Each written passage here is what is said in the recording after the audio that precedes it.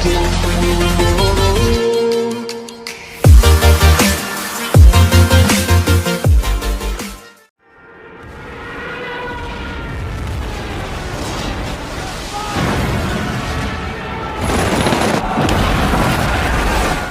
video kali ini saya akan merangkum alur cerita film Enemy at the Gate tahun 2001. Film ini dibintangi oleh Jude Law sebagai Vasily Zaitsev, Rachel Weisz sebagai Tanya, Ed Harris sebagai Mayor Koenig, dan Joseph Fiennes sebagai Danilov.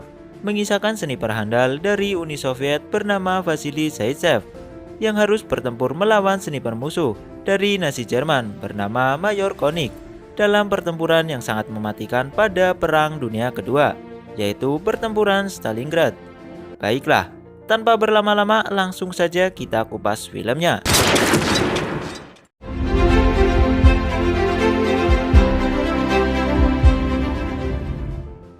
Film diawali dengan memperlihatkan Vasily kecil yang sedang berburu dengan kakeknya di tengah musim salju yang sangat dingin. Perlahan, hewan buruannya mulai mendekatinya, dan ia pun langsung menembak hewan tersebut. Dan inilah Enemy at the Gate.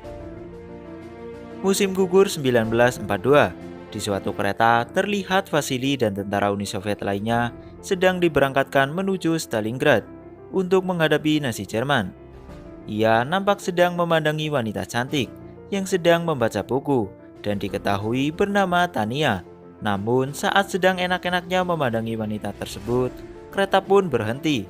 Dan para warga sipil yang terdapat di dalam kereta diperintahkan untuk turun, karena kereta tersebut akan dikhususkan untuk membawa para tentara Uni Soviet yang menuju Stalingrad. Setelah menempuh perjalanan yang cukup lama, kereta pun sampai ke tujuan. Semua tentara Uni Soviet turun dari kereta dan kemudian naik ke perahu untuk menyeberangi Sungai Volga. Namun di tengah perjalanan, mereka semua dibombardir tembakan oleh pesawat musuh dan banyak tentara yang tewas.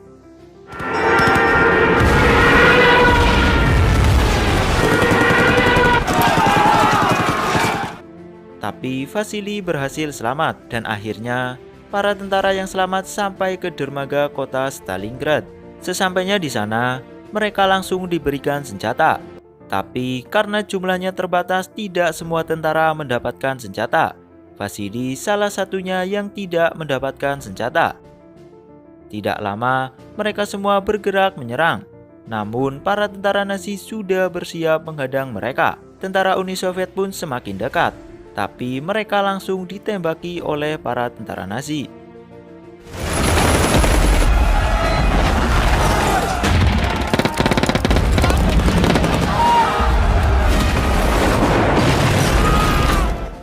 Singkatnya, mereka pun kocar-kacir dan tidak bisa apa-apa. Hampir semua tentara Uni Soviet tewas. Strategi mereka benar-benar gagal dan tidak menghasilkan apa-apa. Adegan berpindah, terlihat seseorang yang sedang mengendari mobil menuju ke sebuah tempat. Tapi tiba-tiba mobilnya diserang oleh tentara Nazi dan membuat mobilnya oleng hingga akhirnya terguling.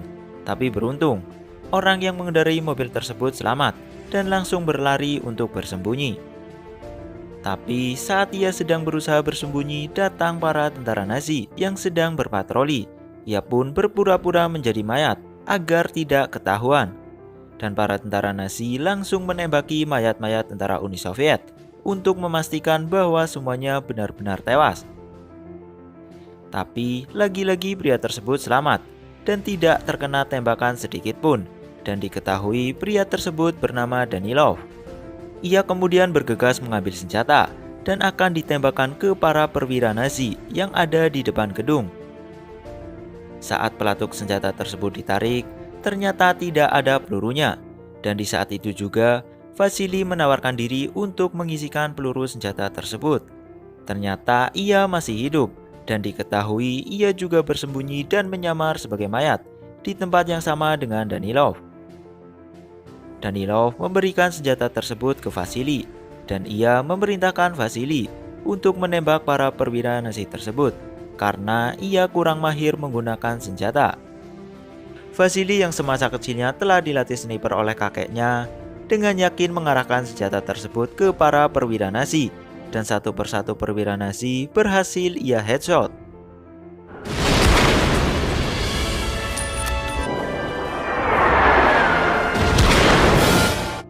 Setelah kejadian tersebut, Vasily menjadi viral dan terkenal di mana-mana berkat keahlian snipernya yang berhasil menghabisi para perwira Nazi dan juga berkat propaganda yang dilakukan oleh Danilov.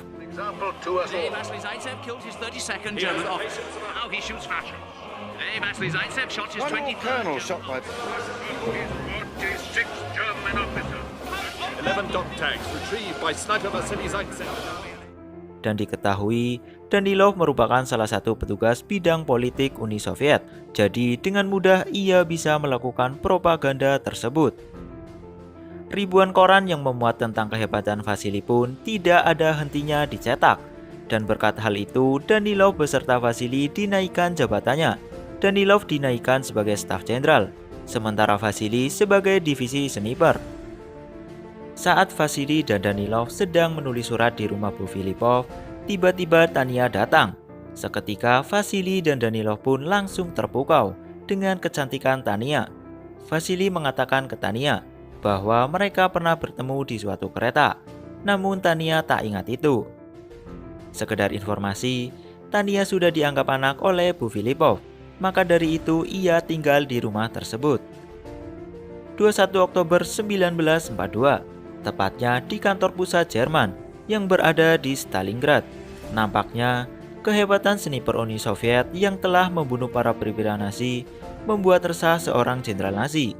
Ia sampai mendatangkan seorang sniper handal bernama Konik yang berpangkat mayor. Ia memerintahkan Mayor Konik untuk menghadapi sniper Uni Soviet tersebut dan membunuhnya. Di suatu pagi, saat Vasily sedang tidur nyenyak, ia tiba-tiba dibangunkan oleh temannya. Temannya mengatakan bahwa ada sniper Nazi di suatu gedung. Vasily dan dua teman snipernya pun bergegas menuju gedung tersebut. Setelah mencari-cari posisi sniper musuh, akhirnya mereka menemukan posisinya dan Vasily pun langsung menembaknya.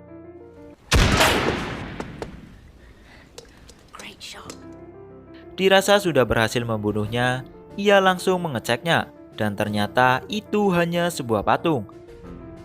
Mereka terkena jebakan Batman, dan akibat jebakan tersebut, dua temannya tewas terkena tembakan headshot dari musuh.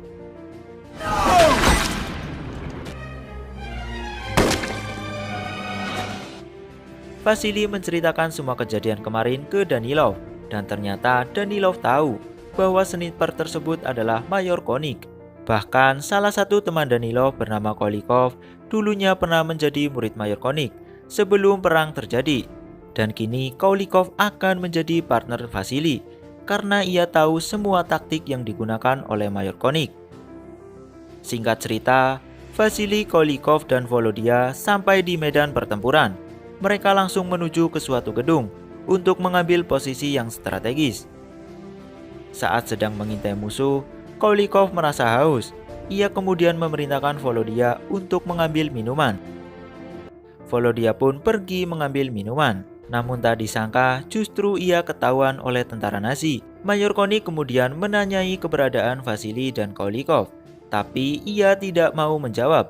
Dan sebagai hukumannya, pakaiannya dilepas dan diganti dengan seragam tentara Nazi. Ia kemudian dijadikan sebagai pancingan agar Mayor Konik bisa mengetahui posisi Vasily dan Kolikov.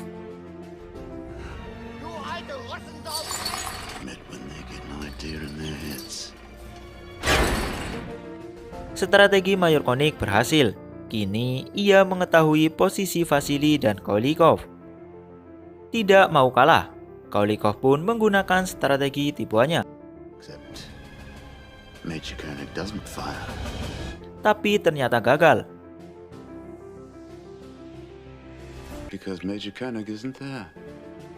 Mayor Konik dengan segudang pengalamannya tidak terpancing untuk menembak. Dan ia tahu bahwa itu hanya jebakan saja. Merasa area tersebut aman dan tidak ada Mayor Konik, Kolikov dan Vasily pun berpindah tempat. Mereka akan berpindah ke gedung sebelah. Namun saat sedang meloncat menuju gedung sebelah, Kolikov tertembak headshot oleh Mayor Konik.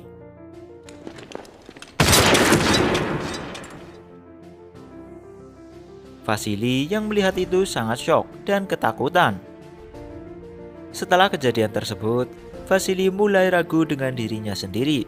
Ia mengatakan ke Danilov bahwa ia tidak sanggup menghadapi Mayor Konik. Danilov mencoba menguatkan Vasily dengan mengatakan bahwa akan ada orang yang bisa memberikan informasi detail mengenai Mayor Konik. Ia juga berpesan ke Vasily untuk menyampaikan perasaannya ke Tanya. Ternyata diam-diam Danilov menyukai Tanya. Vasily pun pulang ke rumah Bu Filipov dan sesampainya di sana, ia langsung memberitahukan Tanya bahwa Danilov sangat menyukainya. Tapi nampaknya Tanya tidak menyukai Danilov. Di sisi lain, terlihat Sasha yang merupakan anak dari Bu Filipov sedang bersama Mayor Konik.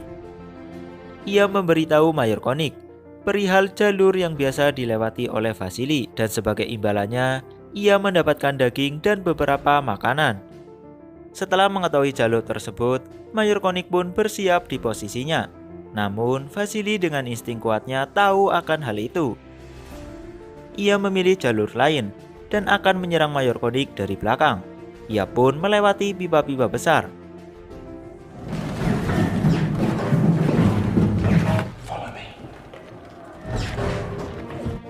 Tapi saat sedang melewati pipa, Mayor Konik mendengar suara getaran dari pipa tersebut. Mayor Konik kemudian berpindah posisi.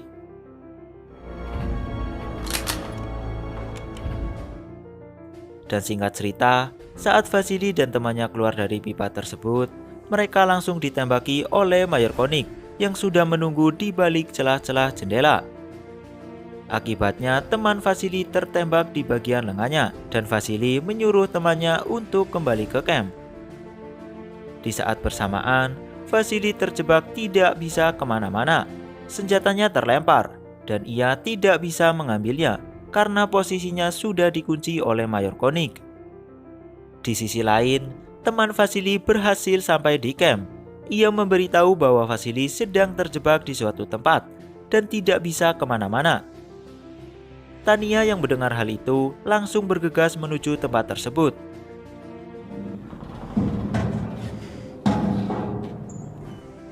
Ia pun akhirnya sampai di tempat Vasily dan Vasily langsung mengatur strategi untuk mengalihkan perhatian Mayor Konik. Are you ready? Yes. One.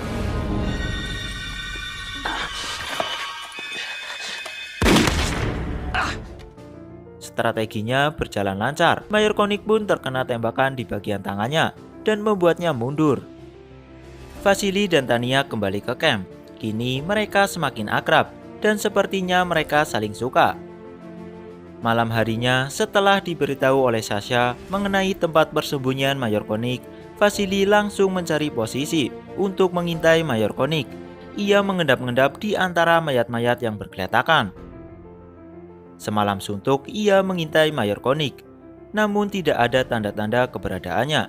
Karena tidak tidur semalaman, ia ngantuk berat dan malah tertidur pulas di antara mayat-mayat. Tidak lama datang seorang tentara Uni Soviet yang akan menjarah barang-barang berharga dari para mayat, dan ia mengambil barang-barang yang ada di saku baju milik Vasily. Namun ia ketahuan oleh tentara Nazi dan semua barang jarahannya diambil oleh tentara Nazi untuk kemudian diserahkan ke atasan. Menjelang sore, Mayor Konik dipanggil atasannya. Ia diberitahu bahwa Vasily telah tewas, dibuktikan dengan buku tentara Vasily. Namun Mayor Konik tidak percaya akan hal itu. Berita tersebut menyebar dengan cepat dan membuat panik pihak Uni Soviet. Danilov dan Tanya pun juga sangat panik, serta khawatir mengenai berita Vasily tewas. Malam harinya, di tengah kegelisahan Danilov, tiba-tiba Vasily datang, dan itu membuat lega Danilov. Sementara itu, Mayor Konik yang tidak percaya bahwa Vasily telah tewas, terlihat sedang mengobrol dengan Sasha. Karena sudah sangat percaya kepada Sasha, ia pun mengatakan rencananya yang sangat rahasia, bahwa esok hari ia akan menunggu Vasily di stasiun. Sasha pun diminta untuk tidak membocorkan rencananya. Dan sedikit informasi, Sasha ini sebenarnya adalah informan. Untuk pihak Uni Soviet, ia disuruh oleh Danilov untuk mengulik tentang Mayor Koenig. Esok harinya, setelah diberitahu oleh Sasha, Tania nekat menuju stasiun untuk menemui Vasily, dan Mayor Koenig yang sudah mengintai di posisinya melihat Tania melintas. Ia pun langsung berpikir bahwa Sasha pasti sudah membocorkan rencananya tersebut. Ia langsung menemui Sasha dan membawanya ke sebuah tempat. Adegan berpindah, di mana Tania akhirnya bertemu dengan Vasily. Saat mereka sedang kangen-kangenan, tiba-tiba Tania melihat Sasha yang sudah digantung di tiang yang sangat tinggi. Seketika ia sangat syok dan histeris melihat hal tersebut.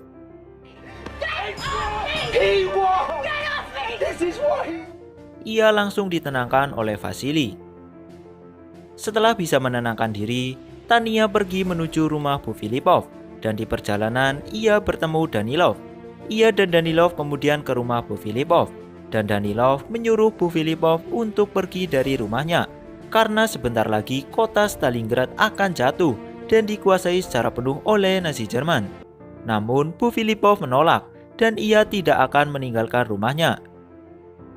Ia juga menunggu Sasha untuk pulang ke rumah, padahal seperti yang kita tahu Sasha sudah tewas tergantung, dan Danilov terpaksa berbohong ke Bu Filipov dengan mengatakan bahwa Sasha mengkhianati negara dan memilih untuk membelot ke pihak Jerman. Bu Filipov yang awalnya menolak untuk dievakuasi akhirnya mau dievakuasi. Mereka bertiga langsung bergegas menuju kapal yang akan mengangkut para warga sipil. Namun, di tengah perjalanan mereka terkena serangan bom dan membuat Tania terluka parah serta sekarat.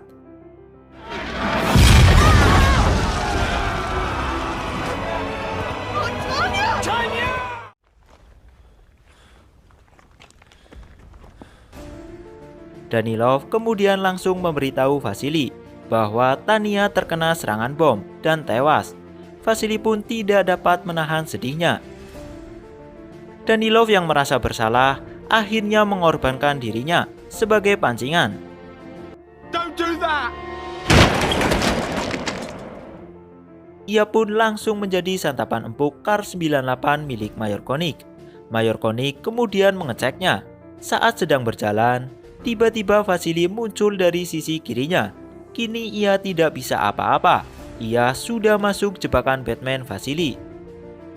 Dan Vasily langsung menembak headshot Mayor Koenig.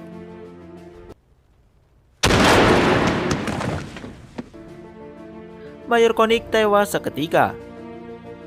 3 bulan kemudian, tepatnya 3 Februari 1943, Nazi Jerman akhirnya menyerah tanpa syarat setelah tentara mereka kalah dan terkepung. Di akhir film, terlihat Vasily yang sedang mencari-cari Tania di sebuah rumah sakit. Ia sangat yakin bahwa Tania masih hidup. Setelah cukup lama mencari, akhirnya ia bertemu dengan Tania. Baiklah, itu dia alur cerita film Enemy at the Gate. Jika kalian suka dengan video ini, silahkan tinggalkan like. Dan jangan lupa subscribe channel ini.